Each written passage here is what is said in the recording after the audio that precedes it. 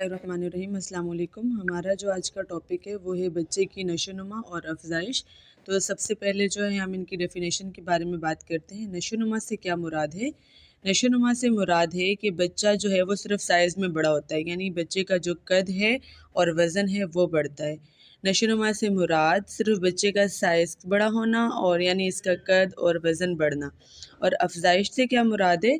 अफजाइश से मुराद है यानी उसकी जो मोटर डेवलपमेंट होती है, यानी उसकी जो स्किल्स होती हैं, उसकी कॉग्निटिव एबिलिटीज़ होती हैं, और यानी जैसे जैसे बच्चा बड़ा होता जाता है वो किस तरीके से मुख्तलिफ़ मुश्किल से मुश्किल काम खुद करने के काबिल करने की कोशिश करता है, जो उसकी ज़हनी सलाहियत होती हैं उसको क्या कहते हैं हम लोग? अफजाइश कहते हैं। अफजाइश से क्या मुराद है? जैसे जैसे बच्चा बड़ा होता है वो किस तरह से मुख्तलिफ़ काम जो हैं वो अपनी ज़हनी सलाहियत को इस्तेमाल करते हुए वो ख़ुद ब ख़ुद कैसे वो काम करने के काबिल बन जाता है, इसको हम कहते हैं अफजाइश। अच्छा, अफजाइश के कुछ अहम वाक़यात हैं, उनका ख़ुलासा जो है वो हम डिस्कस करेंगे अभी। तो सबसे पहले हम 3 महीने के बच्चे के बारे में बात करते हैं। जो 3 महीने का बच्चा होता है उसके अंदर हिस्स और सोचने समझने की जो सलाहियत है उसके बारे में हम बात करते हैं। तो वो जो बच्चा होता है वो तेज़ रोशनियों और रंगों की तरफ जो है वो अपना सर मोड़ता है, यानी जिस तरफ से तेज़ रोशनी नज़र आ रही है या रंग नज़र आ रहे हैं तो वो उस तरफ अपना सर मोड़ता है। अच्छा, इंसानी आवाज़ की तरफ सर मोड़ता है, यानी जहाँ से कोई अगर उसे पुकार रहा है, उसका नाम पुकार रहा है तो वो उस तरफ अपना सर मोड़ के उसे देखता है। माँ की जो छाती है उसे पहचान लेता है। झुनझुने या घंटी को अगर हिलाएं तो वो उस पर रद्द-ए-अमल ज़ाहिर करता है। 6 महीने के बच्चे की जो अफजाइश है उसके अहम वाक़यात का ख़ुलासा बयान करते हैं। तो जो 6 महीने का बच्चा है अगर उसे कोई चीज़ खिलाई जाए स्पून के साथ, तो जब भी चमचा जो है वो उसके मुंह के करीब लेके जाते हैं तो वो चमचे के लिए अपना मुंह खोलेगा। शनासा चेहरों को वो पहचान लेता है, हंसता है और ख़ुशी से चीख मारता है। अगर नाराज़ हो तो चीखता है। अच्छा, जो 6 महीने का बच्चा है वो आईने में ख़ुद को देखकर मुस्कुराता है। जब सहारे से बिठाएं तो सर को एक जगह मुतवाज़न रख लेता है। अच्छा, चीज़ों को घुटनों के बल चलकर जाता है और उनको पकड़ लेता है। उसके बाद जो है वो अपने पैरों से खेलता है। दूध पीते हुए अपनी बोतल को पकड़ लेता है। अगर उसे फीडर से दूध पिलाया जाए तो वो अपनी बोतल को पकड़ लेगा। उसके बाद जो है वो चीज़ों को मुंह में डालकर उनकी अच्छे से छानबीन करता है, चीज़ों को मुंह में डालता है। खिलौना एक हाथ से दूसरे हाथ में ले लेता है। अगर उसे झुनझुना दिया जाए तो वो झुनझुना हिलाता है। मामूली से सहारे से वो जो है बैठ जाता है। अब हम 12 महीने का जो बच्चा है उसके अंदर जो अफजाइश हैं उसके अहम वाक़यात का जो ख़ुलासा है उसके बारे में बात करते हैं। तो जो 12 महीने का बच्चा होगा वो अपने छोटे छोटे काम जो हैं वो ख़ुद करने की कोशिश करता है, और मौसीकी हो गई या जो है आवाज़ें उनकी जो है नकल उतारने की कोशिश करता है। खिलौना देखकर जो है घुटनों की बल उसकी तरफ चलता है। अगर कोई चीज़ ज़मीन पर गिर जाए तो उसे तलाश करता है, जैसे कि अगर चमचा किसी मेज़ वग़ैरह के नीचे चला जाए और वहाँ नज़र ना आए तो वो उसे तलाश करता है। आवाज़ें निकालता है। बाज़ औक़ात ऐसा लगता है कि वो पूरी बात करने की कोशिश कर रहा है। पहला लफ्ज़ बोलता है। घर के अफ़राद जो हैं उनके नाम पहचानता है। लोगों से बोलने की कोशिश करता है। वालिदैन से अलहदा होने पर मामूली या फिर शदीद घबराहट का भी इज़हार करता है। अच्छा, अजनबियों को देखकर बेसुकूनी और परेशानी का इज़हार करता है। जब गोद में आना चाहता है तो अपने हाथ जो है वो ऊपर की तरफ उठाता है। अच्छा, थोड़ी सी मदद से कप के ज़रिए पानी या दूध जो है वो पी लेता है। अच्छा, जो 12 महीने का बच्चा है उसे रोटी का टुकड़ा वग़ैरह अगर पकड़ाएं तो खा लेता है। अपने अंगूठे और शहादत या फिर तीसरी उंगली से छोटी छोटी चीज़ें पकड़ लेता है। अच्छा, इशारा करने के लिए अपनी उंगली इस्तेमाल करता है।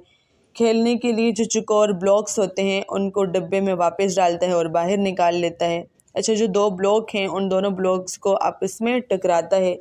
बग़ैर सहारे जो है वो बैठ जाता है। बाद हमारे पास जो पॉइंट है वो ये है कि बच्चे की जो ज़िंदगी है, ज़िंदगी के पहले साल में बच्चे की नशोनुमा और अफजाइश के लिए बच्चे का ख़्याल कैसे रखा जाए। तो उसकी नशोनुमा और अफजाइश के लिए जो बच्चे का ख़्याल है उसका जो सबसे पहला हमारा इम्पोर्टेंट पार्ट है वो है ग़िज़ा। اگر غذا اسٹرانگ ہوگی، اچھی غذا ہوگی، تو بچے کی نشو و نما اور افزائش بھی اچھی ہوگی۔ اچھا، غذا جو ہے سب سے پہلے جو شروع کے 4 سے 6 مہینے ہیں ان میں جو بنیادی غذا ہے وہ صرف اور صرف ماں کا دودھ ہے۔ پوائنٹ نمبر 1، وہ صرف اور صرف ماں کا دودھ ہونا چاہیے۔ اس کے بعد آہستہ آہستہ جو ہے وہ کئی ہفتوں اور کئی مہینوں میں جو ہے ٹھوس غذا شروع کروائی جاتی ہے۔ ٹھوس غذا عام طور پہ جو ہے جسے ویننگ ڈائٹ بھی بولا جاتا ہے، وہ 6 مہینوں کی عمر میں شروع کروا دی جاتی ہے، اور ٹھوس غذا جو ہے وہ بچے کے بولنے اور چبانے کی صلاحیت کی افزائش کے لیے بہت بہت امپورٹنٹ ہے۔ عام طور پر جو بچے ہیں انہیں چاول یا پھر چاول کا دلیا کھلایا جاتا ہے، کیونکہ دیگر چیزوں کی نسبت جو ہے چاولوں سے الرجی کم ہونے کے امکانات ہوتے ہیں، یعنی ان سے الرجی جو ہے اس کے الرجی کے ہونے کے امکانات بہت کم ہوتے ہیں۔ اس کے بعد جو ہے بچوں کی جو خوراک ہے ٹھوس غذا، اس کے اندر پھل، سبزیاں، گوشت، پنیر، دہی، انڈے کی زردی، یہ ساری چیزیں بھی ان کے اندر شامل ہوتی ہیں۔ اچھا، جو 7 مہینے ہیں، 7 مہینوں کی عمر میں اسے سبزیاں، پھل، اناج، یہ ساری چیزیں کھلائی جاتی ہیں تاکہ جو ہے بچے کو وٹامن سی، وٹامن اے جو ہے وہ مہیا ہو سکے۔ اس کے بعد جو ہے 8 مہینوں پر اسے پھل کھلائے جاتے ہیں، 10 مہینوں پر اسے گوشت کھلایا جاتا ہے، پنیر اور دہی جو ہے 10 سے 12 مہینوں کی عمر میں اسے کھلایا جاتا ہے، انڈے کی جو زردی ہے وہ اسے 10 مہینوں کی عمر میں کھلائی جاتی ہے۔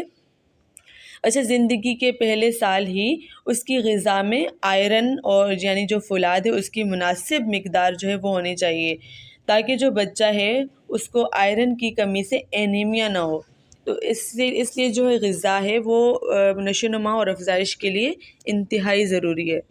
اچھا، جو دوسرا انتہائی اہم پوائنٹ ہے ہمارے پاس وہ ہے بچے کے کپڑے، یعنی مڈ وائف کی یہ رسپانسبلٹی ہوتی ہے کہ وہ ماں کو مشورہ دے کہ بچے کو ایسے کپڑے پہنائے جائیں جن سے بچہ آرام سے حرکت کر سکے، ہل جل سکے، تاکہ اس کی نشو و نما میں کوئی رکاوٹ نہ آئے۔ اچھا، بچے کے جو ہاتھ پاؤں ہیں اس کے جسم کے مقابلے میں قدرتی طور پر تھوڑے سے ٹھنڈے رہتے ہیں، اگرچہ بے شک بچے کا جو جسم کا درجہ حرارت ہے خاص طور پر زندگی کے جو پہلے چند ہفتے ہیں ان میں برقرار رکھنا بہت ضروری ہے، لیکن اسی طرح زندگی کے اگلے مہینوں میں اس کے ہاتھ پیروں کا آزادی سے حرکت کرنا بھی اہم ہے۔ اچھا، جو بیبی ہے وہ جب بچہ ایڑیاں رگڑنا یا پھر گھٹنوں کے بل چلنا شروع کرتا ہے تو اسے اپنے گھٹنوں سے رگڑ پیدا کرنے کی ضرورت ہوتی ہے، اس لیے اس کا لباس ایسا ہونا چاہیے جو بچے کے گھٹنوں پر چلنے کی راہ میں رکاوٹ نہ بنے۔ بچوں کے کپڑوں کا بھی خاص طور پہ خیال رکھنا چاہیے جو کہ ان کی گروتھ اور ڈیولپمنٹ میں ہیلپ کرتا ہے۔ اچھا، اس کے بعد جو ہمارا امپورٹنٹ پوائنٹ ہے وہ ہے بچے کے ارد گرد کا ماحول۔ یہ جو ہے یہ ایک امپورٹنٹ پوائنٹ ہے، کیونکہ جب بچہ 1 سال کا ہوتا ہے اور جب بچہ گھٹنوں کے بل چلتا ہے تو اس کا بستر ایسا ہونا چاہیے کہ وہ خود بخود اتر سکے اور خود بخود اس پر چڑھ سکے اور اس کے گرنے کے امکانات نہ ہوں۔ بچہ چاہے والدین کے کمرے میں رہے یا دیگر بہن بھائیوں کے کمرے میں رہے، اس کے کمرے میں جو ہے وہ دلچسپی کا سامان ہونا چاہیے، تاکہ جو ہے وہ بچہ ان کے ساتھ کھیل سکے، ان کی اچھے سے چھان بین کر سکے اور جو ہے بچے کو محفوظ ماحول مہیا کرے۔ اسپیشلی 1 سال کی عمر تک بچے کے کمرے میں چھوٹی سی میز اور کرسی بھی رکھنی چاہیے، تاکہ بچہ خود چمچے اور پیالے سے اگر کھانا کھانا چاہے تو وہ آزادی سے کھا سکے۔ اور اس کے علاوہ جو ایک اور امپورٹنٹ پوائنٹ ہے وہ یہ ہے کہ بچے کے لیے پوٹی سیٹ یعنی پخانہ کرنے والی جو کرسی ہوتی ہے وہ بھی ہونی چاہیے، تاکہ بچہ جسے پہچاننے لگے اور اس کو جلد از جلد استعمال کرنے کے لیے راضی ہو جائے۔ اسی طریقے سے بچہ جو ہے وہ اپنے پورے کمرے کا جائزہ لیتا ہے اور وہ باقی گھر میں بھی گھومنا شروع کر دیتا ہے 1 سال کے اندر، اس لیے ماحول جو ہے وہ اس کو ایسا محفوظ بنائے اور اس کے اندر دلچسپی کا ایسا سامان رکھیں تاکہ جو بچہ ہے وہ اس کی اچھے سے چھان بین کر سکے۔ بچے محفوظ ماحول کے اندر بچے کے اندر خود اعتمادی، توجہ، خودداری اور فیصلہ کرنے کی جو قوت ہے، اس کا ذہن، جسم اور روح جو ہے وہ اس کی اچھی صحت اور نشو و نما کے لیے امپورٹنٹ ہے، بہت بہت ضروری چیز ہے۔ اس وجہ سے جو ہے بچے کے ارد گرد کے جو ماحول ہے اس کے اوپر خوب توجہ دینی چاہیے۔